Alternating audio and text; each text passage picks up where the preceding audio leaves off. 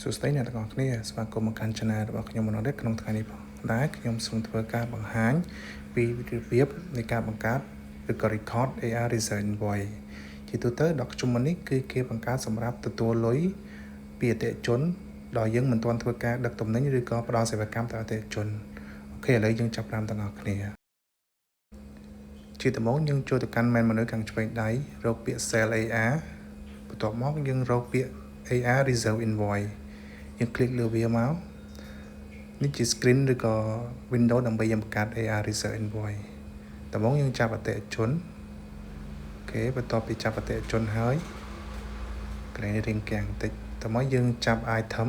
ថាយើង Reserve Invoice ឬក៏យើងទទួលលុយទៅលើអីបានណាខ្លះកន្លែងនេះយើងអាច select control select ដើម្បី select យក item multiple item បានក្នុងរយៈពេលដែលយើង select ហ្នឹងបន្ទាប់ពី select ហើយ item ហើយយើង define តាក់ code ថាការលក់ឬក៏ទទួលលុយពីអតិថិជនមុនហ្នឹងគឺយើងទទួលជាតាក់ឬក៏ណន្តាអូខេយើង define គ្រប់ item ទៅបន្ទាប់ពី define តាក់ code ហើយយើង define UM ជាຂະຫນាតនៃការ